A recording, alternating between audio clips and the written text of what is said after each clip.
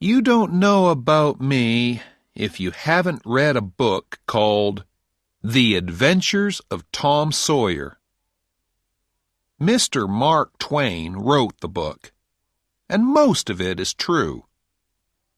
In that book, robbers stole some money and hid it in a very secret place in the woods. But Tom Sawyer and I found it, and after that, we were rich. We got $6,000 each, all gold. In those days, I never had a home or went to school like Tom and all the other boys in St. Petersburg. Pop was always drunk, and he moved around a lot, so he wasn't a very good father. But it didn't matter to me.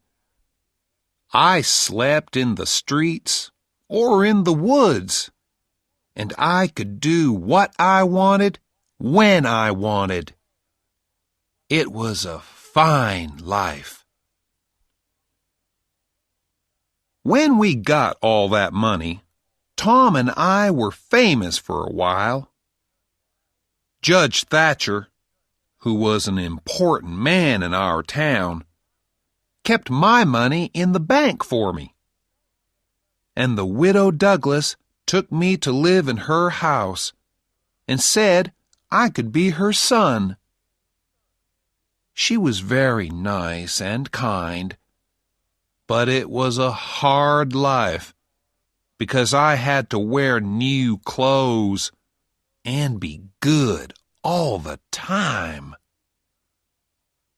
In the end, I put on my old clothes and ran away. But Tom came after me and said that I had to go back, but that I could be in his gang of robbers. So I went back, and the widow cried, and I had to put on those new clothes again. I didn't like it at all. Her sister, Miss Watson, lived there too. She was always saying, "Don't put your feet there, Huckleberry," and "Don't do that, Huckleberry." It was terrible. When I went up to bed that night, I sat down in a chair by the window. I sat there a good long time, and I was really unhappy. But just after midnight, I heard meow, meow outside. Very softly, I answered, "Meow, meow." Quietly, I put out the light and got out through the window. In the trees, Tom Sawyer was waiting for me. We went through the trees to the end of the widow's garden. Soon we were on top of a hill on the other side of the house. Below us, we could see the river and the town. One or two lights were still on, but everything was quiet. We went down the hill and found Joe Harper, Ben Rogers, and 2 or 3 more of the boys. Then Tom took us down the river by boat to his secret place, which was a cave deep in the side of a hill. When we got there, Tom told us all his plan. "Now, we'll have this gang of robbers," he said, "and we'll call it Tom Sawyer's Gang. If somebody hurts one of us, the others will kill him and his family. And if a boy from the gang tells other people our secrets, we'll kill him and his family too. We all thought this was wonderful, and we wrote our names in blood from our fingers. Then Ben Rogers said, "Now, what's the gang going to do?" "Nothing," replied Tom. "Just rob and kill. We stop people on the road, and we kill them, and take their money and things. But we can keep a few of the people, and then their friends can pay money to get them back. That's what they do in the stories in books." But Ben wasn't happy. "What about women?" he asked. "Do we kill them too?" "Oh, no," Tom answered. "We're very nice to them, and they all love us, and they don't want to go home." "Then the cave will be full of women and people waiting, and we'll have to watch them all night." "We'll all go home now," Tom said, "and we'll meet next week, and we'll kill somebody and rob somebody." Ben wanted to begin on Sunday, but the others said no. It was bad to kill and rob on a Sunday. My clothes were very dirty, and I was very tired when I got back. Of course, the next morning, Miss Watson was angry with me because of my dirty clothes, but the widow just looked unhappy. Soon after that, we stopped playing robbers because we never robbed people, and we never killed them. Time went on, and winter came. I went to school most of the time, and I was learning to read and write a little. It wasn't too bad, and the widow was pleased with me. Miss Watson had a slave, an old man called Jim, and he and I were good friends.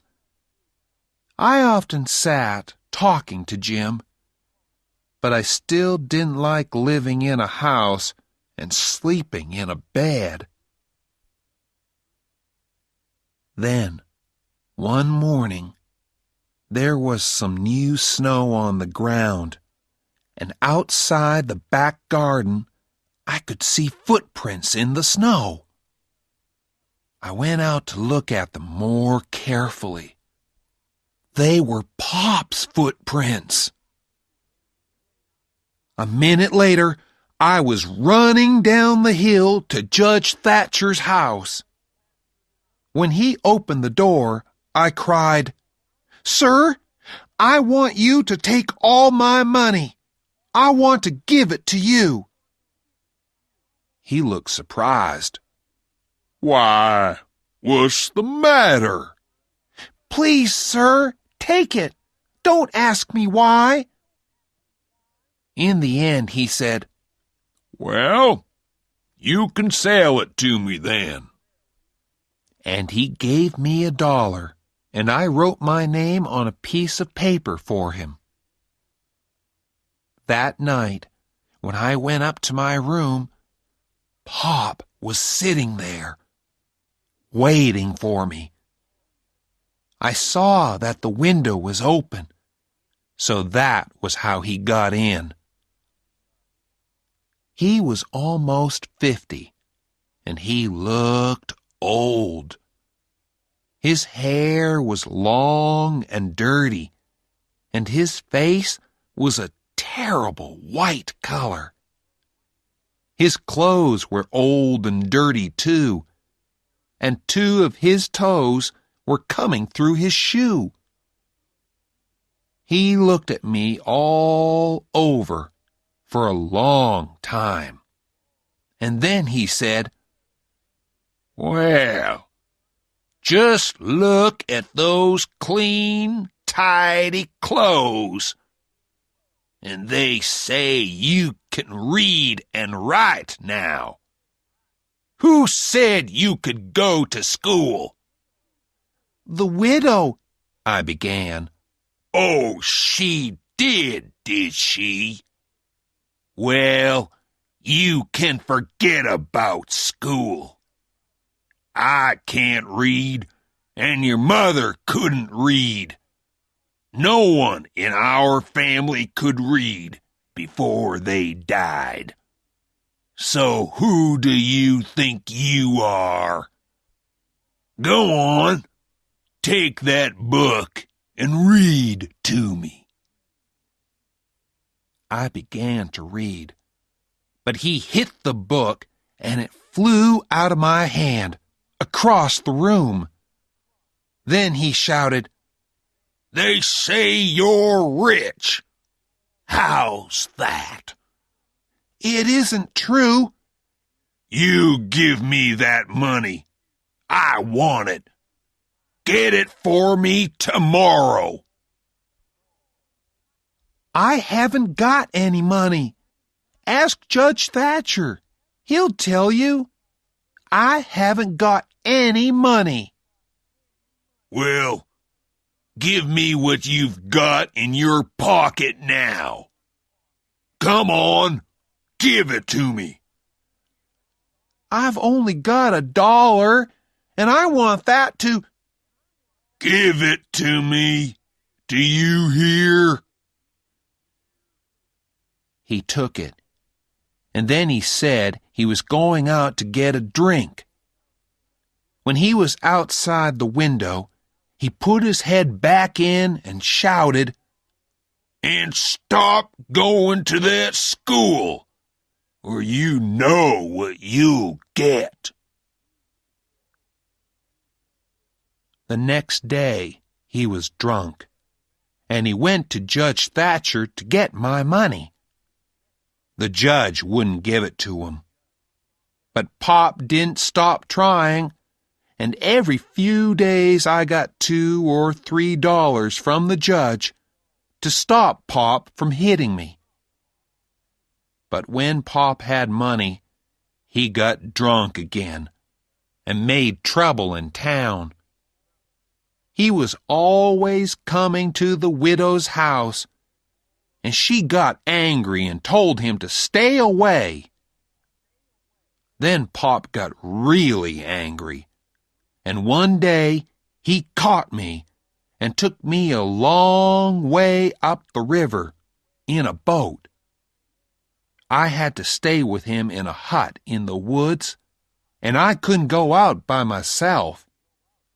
He watched me all the time.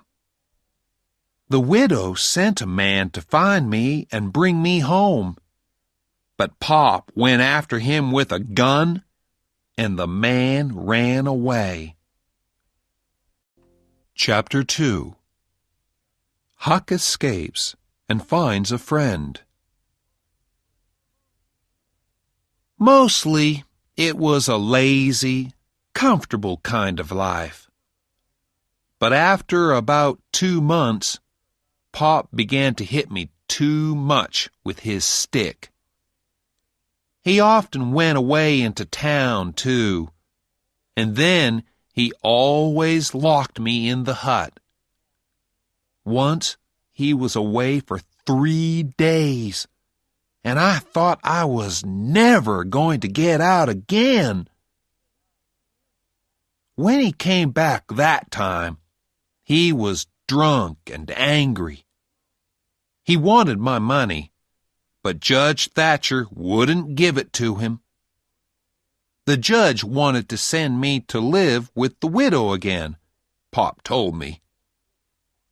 I wasn't very pleased about that. I didn't want to go back there. So I decided to escape and go down the river and live in the woods somewhere.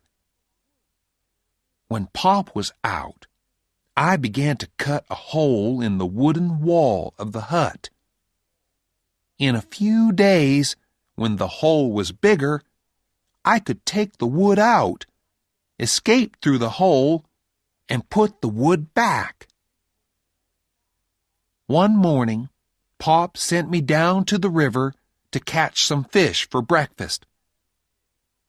To my surprise, there was a canoe in the water, and there was no one in it. Immediately, I jumped into the river and brought the canoe to the side. It was lucky that Pop didn't see me, and I decided to hide the canoe under some trees and use it when I escaped. That afternoon, Pop locked me in and went off to town. He won't be back tonight, I thought. So I began to work hard at my hole. Soon I could get out through it, and I carried food and drink and Pop's gun down to the canoe.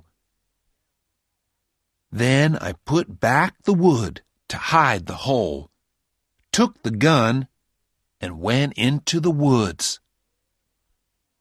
There I shot a wild pig and took it back to the hut with me. Next, I broke down the door with an axe. I carried the pig into the hut and put some of its blood on the ground. Then I put some big stones in a sack and pulled it along behind me to the river. Last of all, I put some blood and some of my hair on the axe. I left the axe in a corner of the hut, and I took the pig down to the river. They won't know it's only a pig in the river, I said to myself. They'll think it's me. Then I took the canoe and went down the river to Jackson's Island. By then, it was nearly dark, so I hid the canoe under some trees and went to sleep. It was after 8 o'clock when I woke up the next day, and the sun was high in the sky. I was warm and comfortable, and I didn't want to get up. Suddenly, I heard a noise up the river. Carefully, I looked through the trees, and I saw a boat full of people. There was Pop, Judge Thatcher, Tom Sawyer and his Aunt Polly and his brother Sid, and lots of others. They were looking for my body in the river. I watched them, but they didn't see me, and in the end they went away. I knew that nobody was going to come and look for me again. I found a good place under the trees to sleep and to put my things. Then I caught a fish and cooked it over a fire. I lived like that for 3 days, and then I decided to have a look round the island. So I went into the woods. This is my island, I thought. I'm the only person on it. Suddenly, just in front of me, I saw a fire, and it was still smoking. There was somebody on my island. I didn't wait. I turned and went straight back. But I couldn't sleep. After a time, I said to myself, I can't live like this. I must find out who it is. Silently, I moved along the river in my canoe, under the darkness of the trees. And then I stopped. Through the trees, I could see the light of a fire. Afraid, I left my canoe and went nearer. There was a man lying by the fire. Suddenly, he sat up, and I saw that it was Jim, Miss Watson's slave. I was really happy to see him. "Hello, Jim!" I cried, and I jumped out from behind the tree. Jim fell to his knees. "Please don't hurt me," he cried. "I've always been good to dead people." "It's all right, Jim. I'm not dead," I said. "But why are you here on the island?" I asked. "Well, Huck," he began, "old Miss Watson wanted to sell me. A man came into town and told Miss Watson that he'd buy me for $800. She couldn't say no, so I ran away. I ran down to the river to hide, but everybody in the town was there. They said you were dead, Huck. I had to wait all day to get away. When it was dark, I got onto a big boat and hid. When we came near this island, I jumped into the water and swam here." Jim finished his story, and then we both carried all our things into a cave and hid the canoe under some trees. We were just in time, because then the rains came. It rained for days, and the river got higher and higher.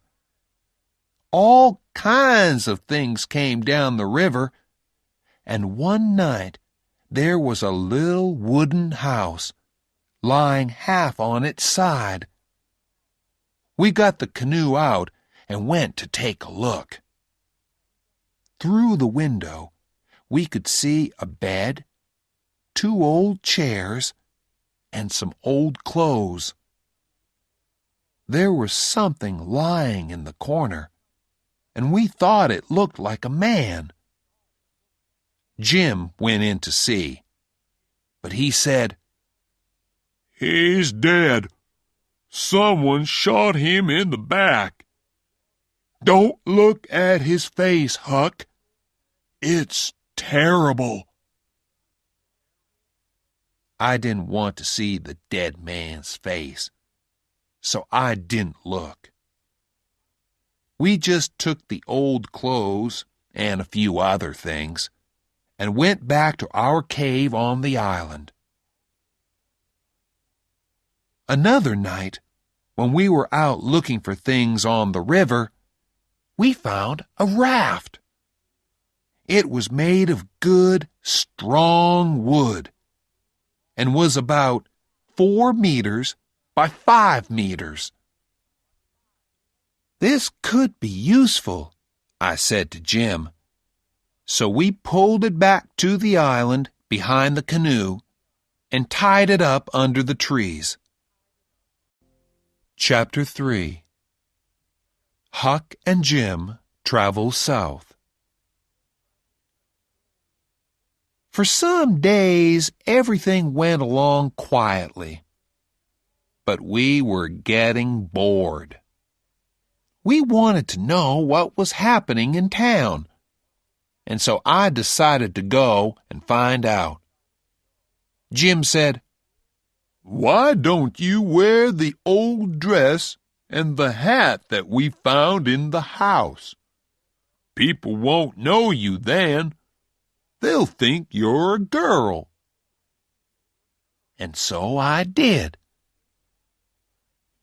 Just after it was dark, I got into the canoe and went up the river to the bottom of the town. There, I left the canoe and went on foot. Before long, I came to a little house which was always empty. Now there was a light on, and when I looked through the window, I saw a woman of about 40. She was a stranger, and that was good, because she didn't know me. So I knocked on the door.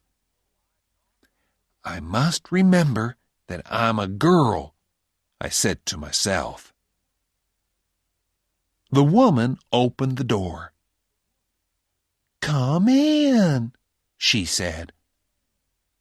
She looked at me with her little bright eyes. "What's your name?"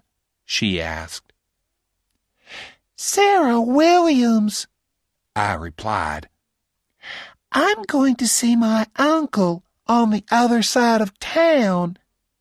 My mother's ill, you see, and she needs help."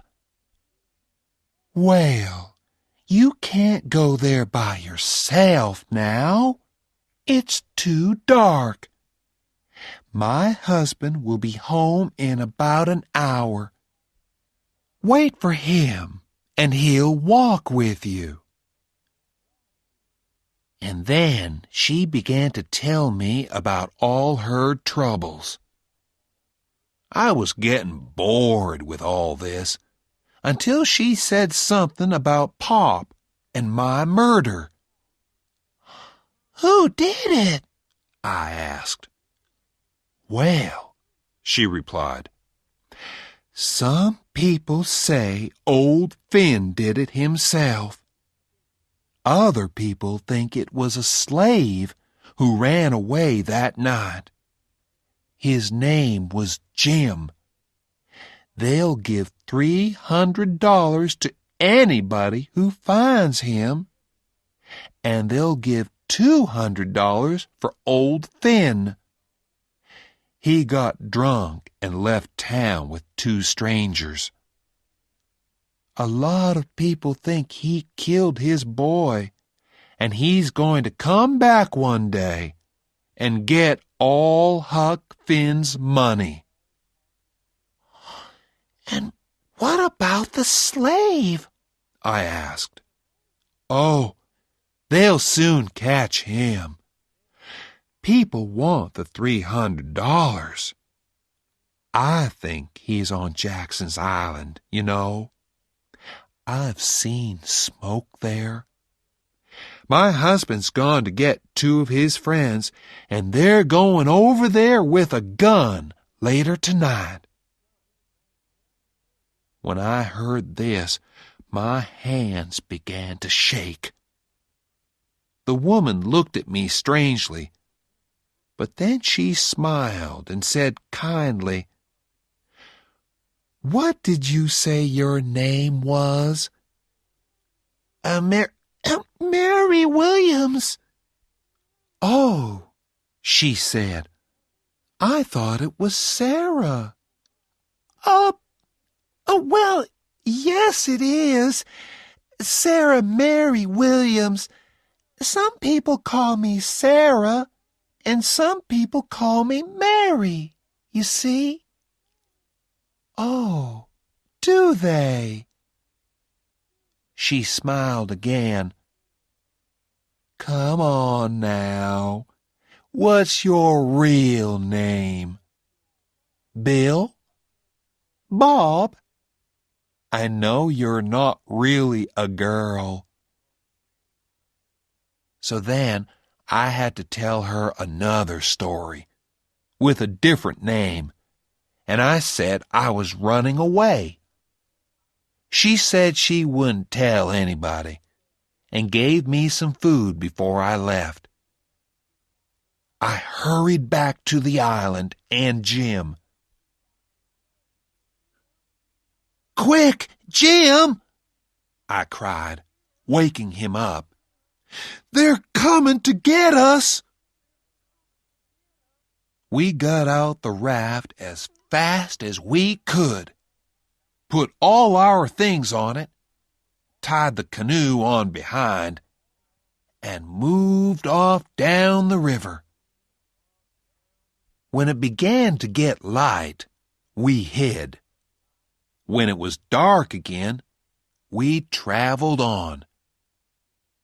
On the 5th night, we passed St. Louis, and we decided to go on down to Cairo in Illinois, sell the raft there, and get a boat to Ohio. There are no slaves in Ohio. We slept for most of that day, and we began our journey again when it was dark. After some time, we saw lights on the Illinois side of the river, and Jim got very excited. He thought it was Cairo. Jim got the canoe ready, and I went off in it to take a look at those lights. But it wasn't Cairo. After that, we went on down the river. It was very dark that night, and it wasn't easy to see where we were going. Suddenly, a big steamboat came at us very fast, and the next minute it was right over us. Jim and I jumped off the raft into the water. The boat hit the raft and went on up the river. When I came up out of the water, I couldn't see Jim anywhere. I called out his name again and again, but there was no answer. "He's dead," I thought. Slowly, I swam to the side of the river and got out. I saw that I was near a big old wooden house. Suddenly, a lot of very angry dogs jumped out at me. They made a terrible noise, and someone called from the house, "Who's there?" "George Jackson," I answered quickly. "I've fallen off a riverboat." Well, the people who lived in that house were very kind, and they took me in and gave me some new clothes and a good meal. I told them that my family were all dead, so they said I could stay with them as long as I wanted. It was a beautiful house, and the food was good there, so I stayed. A few days later, one of the slaves in the house came to me and said, "Come with me." Together, we went down to some trees by the river. "In there," he said, and went away. On the ground, I found a man asleep. It was Jim! I was really pleased to see him. When the steamboat hit the raft, Jim told me, the raft didn't break up. Jim swam after it and caught it. Then he began to look for me. We decided to leave at once. It's all right living in a house for a little while, but you feel more free and easy and comfortable on a raft. Chapter 4. The Duke and the King.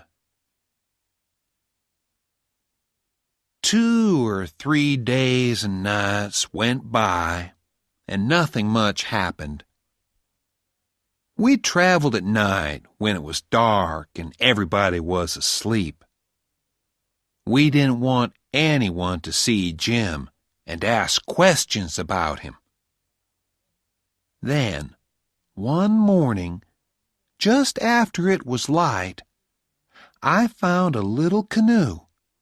So I got into it and went over to the side of the river.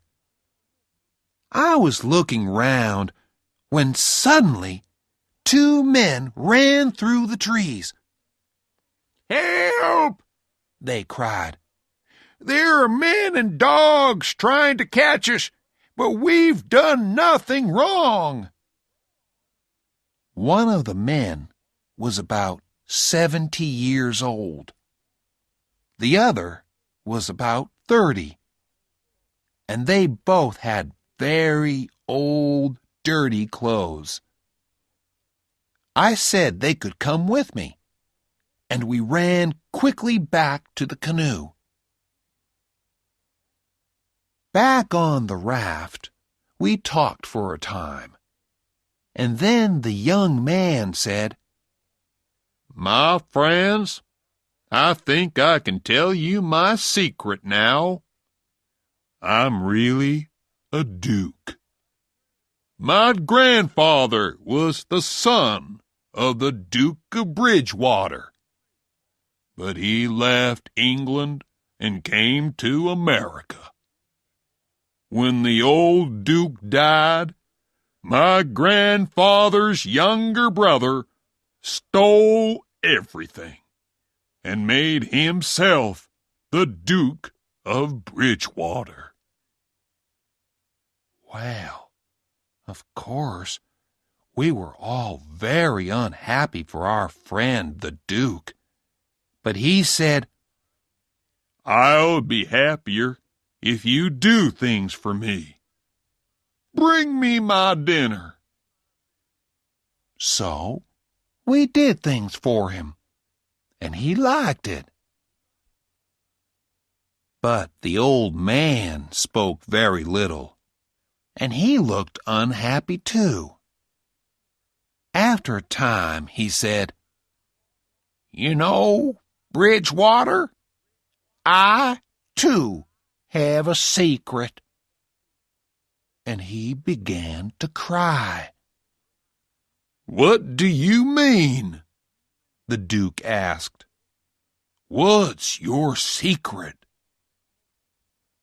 And then the old man told us that he was really the first son of the King of France. He asked us all to go down on one knee when we spoke to him. We could call him Your Majesty, too. So that was what we did, and they were both happy. Of course, I knew that they weren't really a duke and a king, but I didn't tell Jim. It's best if everybody is happy when you're living together on a raft. The king and the duke were very interested in Jim. "Is he a slave?" they wanted to know. "Is he running away?" I had to tell them something, so I said that Jim belonged to my uncle and was taking me to my family in New Orleans. "Well, we'll travel down river with you then," said the king. "We'll have a fine time together." So the 4 of us went on down the river. But Jim and I didn't like those 2 men. They were always getting drunk and making plans to get money out of people in every town. It's all right to take a chicken or something if you're hungry, but these men were really bad. Jim and I decided to get away from them as soon as we could. It wasn't easy, because they wanted to be with us all the time. Then one morning, the king went off into a town and told us to wait for him. We waited all morning, and he didn't come back. So the Duke and I went into town to look for him. We looked all afternoon, and in the end, we found him in a bar, drunk. And then he and the Duke began to fight about some money. Now we can get away from them, I thought.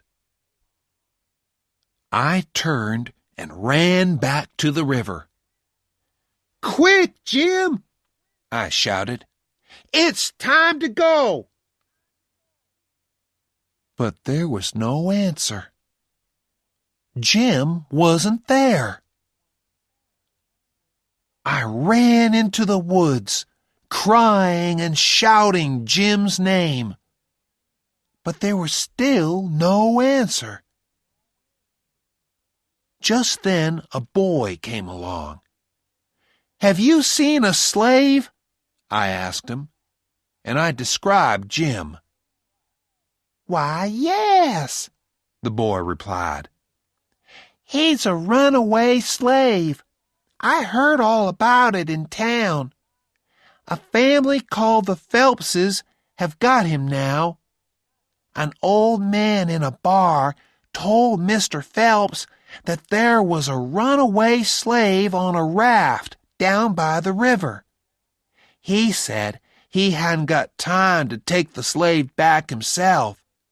So Mr. Phelps gave him $40, and they went down and caught the slave this afternoon. The Phelpses are going to take him back to his owner, and they'll get $300 for him." I knew those two men were bad. I asked the boy where the Phelpses lived, and he said it was a big white house a little way down the river.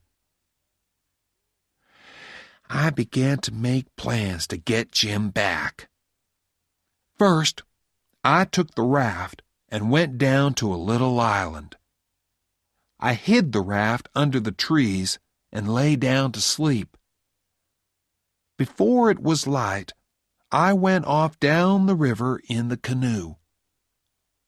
When I thought I was near the Phelpses' place, I stopped, got out of the canoe, and went up to the house. Suddenly, a lot of dogs ran out. They came from everywhere, and they made a terrible noise. A woman about 50 years old ran out of the house with some little children behind her. She was smiling all over her face, and she took me by the hands and cried, "It's you at last, isn't it?" I didn't stop to think. "Yes, ma'am," I said. "Well, what took you so long? We thought you were coming 2 days ago. Your Uncle Silas goes to town every day to meet you. He's there now, but he'll be back soon." She didn't stop talking, and I couldn't tell her that she was making a mistake. "Tell us all about them," she cried. "Tell me everything." I knew then that I had to tell her. But just then she cried, "Oh, here he is! Quick, hide!" and she pushed me inside the house and behind the front door. Then her husband came in, and she asked him, "Has he come?" "No," her husband replied. "Look!" she shouted, and then she pulled me out from behind the door. "Wow, who's that?" Mr. Phelps cried, surprised. "It's Tom Sawyer," she laughed. Chapter 5. The Plan to Free Jim. When I heard that, I nearly fell through the floor. But it was a big piece of luck. It was easy for me to be Tom Sawyer because Tom was my best friend. He and his brother Sid lived with their Aunt Polly up in St. Petersburg, and I knew all about them. Now I learned that Aunt Polly had a sister who was Mrs. Phelps. She and her husband were Tom's Aunt Sally and Uncle Silas, and Tom was coming down south by boat to stay with them for a bit. We all sat there talking, and I could answer all their questions about the Sawyer family. I was feeling really happy about this when suddenly I heard a boat on the river. Tom could be on that boat, I thought, and he's going to walk in here and call out my name before I can stop him. I've got to go and meet him. So I told the Phelpses that I would go into town to get my bags, which were at the boat station. I hurried up the road, and before I was halfway to town, there was Tom Sawyer coming along. When he saw me, his mouth fell open, and he looked a bit white in the face. "Aren't you dead?" he said. "Everybody said that you were murdered." "I'm not dead yet," I said. "But listen." I told him about my adventures, and Tom loved all that. Then I told him about the Phelpses, and that they thought I was Tom Sawyer. "What shall we do?" I asked him. Tom thought for a bit, and then he said, "I know. You take my bags and say they're yours. I'll come to the house in about half an hour." "All right," I said. "But there's another thing. You know old Miss Watson's slave Jim, who ran away? Well, he's a prisoner here, and I'm going to help him escape." "Jim?" Tom said. "But he's—" Then he stopped and thought. "Right. I'll help too. I'll make a really good plan." He looked very excited. So I went back to the house with the bags, and Tom came along half an hour later. He knocked on the door, and when his Aunt Sally opened it, he said he was Sid, Tom's brother. He wanted his visit to be a surprise for his dear old Aunt Sally, he said. Well, Aunt Sally was very pleased to see Tom and Sid. She thought it was wonderful. She and Uncle Silas were really nice people. When we were alone later, Tom and I talked about Jim's escape. I said I had a plan, and Tom listened to it. It's a good plan, he said when I finished. But it's too easy. It's got to be a real escape, like a real adventure in a storybook. So we want something difficult and dangerous. Now, listen to this. So he told me his plan. I knew it would be a good one, because Tom's plans are always crazy and exciting. And we sure had a lot of fun with that plan. We knew that Jim was locked up in a hut outside the house. Every night we got out through our bedroom window and dug a hole right under the wall of the hut. It took us a week, and it was hard work. We talked to Jim secretly and told him about the plan, and he was really pleased. We also wrote secret letters to everybody.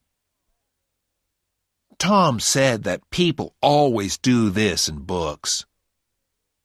We wrote that there was a gang of slave thieves coming up from the South.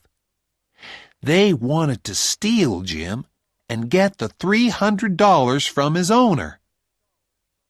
Well, the Phelpses and their friends got very excited. And on the night of the escape, I went into the sitting room, and there was a crowd of men in there, all with guns.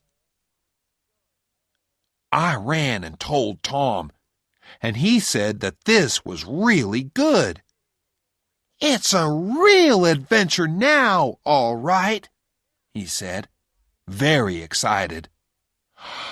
Perhaps they'll come after us and shoot, and we'll all get killed.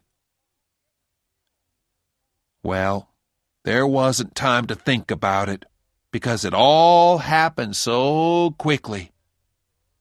We got Jim out through the hole under the wall and began to run down to the river. But the men heard us and came after us. They began to shoot, and so we ran as fast as we could to the canoe. We got in it and went over to Spanish Island. My raft was there, and our plan was to escape on that and go on down river. Now, Jim, I cried, you're a free man. We were all very happy, but Tom was the happiest of all, because he had a bullet in his leg. When Jim and I heard that, we weren't so happy. Tom wanted the adventure to go on, but Jim and I said that a doctor must look at Tom's leg. Tom was getting angry about this, but Jim said, "You listen to me, Tom Sawyer. You say I'm a free man now, and perhaps I am. But old Jim is not going to run away and leave one of his friends with a bullet in his leg. So I'm staying right here until a doctor comes." I knew Jim would say that. He was a good, true friend, and you can't say that about many people. Well, that was the end of the adventure, really. I went and found a doctor in the town. He was a kind old man, and he said he would go over to the island. But Tom's leg got very bad, and the next day The doctor and some other men carried Tom home to the Phelpses' house. They brought Jim, too, and they locked him up in the hut again. But the doctor said, "Be kind to him, because he didn't run away, and he stayed to help me with the boy." They took Tom up to bed because his leg was really bad, and Aunt Sally sat with him while he slept. I didn't want to answer any questions, so I kept out of everybody's way. When Tom woke up the next day, he felt better. I was in the room, and he said to me, "Jim's all right, isn't he?" I didn't know what to say, because Aunt Sally was listening, and before I could stop him, Tom went on. "We did it, Aunt Sally. Me and Tom here. We helped Jim escape." He told her all about the digging and everything, and Aunt Sally's mouth was opening and closing like a fish. Then she got really angry with Tom. "That slave is locked up again, and he's going to stay there. And if I catch you again—" Tom suddenly sat up in bed. "You can't do that!" he cried. "Jim was old Miss Watson's slave, but she died 2 months ago. Before she died, she wrote that she wanted Jim to be free and not a slave anymore. Jim's a free man, not a slave." Well, that was a surprise to me and Aunt Sally. She thought Tom was crazy. "But, Sid, why did you help him to escape if he was free already?" she said. "I wanted the adventure, of course," said Tom. "We made a really exciting plan, and—" "Oh, my! Aunt Polly!" We turned round, and there was Tom's Aunt Polly in the doorway. That was the second big surprise. Aunt Sally was really pleased to see her sister, and jumped up to put her arms round her. I got under the bed as fast as I could. There was trouble coming for me and Tom, that was for sure. Then Aunt Polly said to Tom, "You always were a terrible boy, Tom Sawyer, and I want to know—" "But, Polly, dear," said Aunt Sally, "this isn't Tom, it's Sid. Tom was here a minute ago. Where is he?" "Where's Huck Finn, you mean?" replied Aunt Polly. "Come out from under that bed, Huck Finn." So Tom and I had to explain everything. Aunt Polly said that Aunt Sally wrote and told her that Tom and Sid were there. She knew that it wasn't true, so she decided to come and find out what was happening. But she said that it was true about Miss Watson, and that Jim was a free man now. We got Jim out of the hut, and Aunt Sally and Uncle Silas were really nice to him. Later, Tom, Jim, and I had a long talk by ourselves. Tom talked and talked, and then he said, "Let's all 3 of us run away one night and go and have adventures in the wild country down south." It sounded like a good plan to me.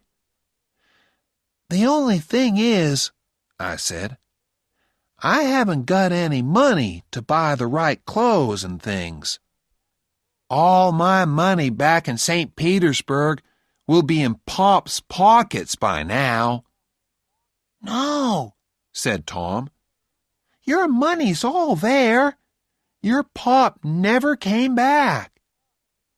No, and he won't come back, Huck, Jim said. You remember that dead man on the river when I said, "Don't look at his face"? Well, that was your Pop.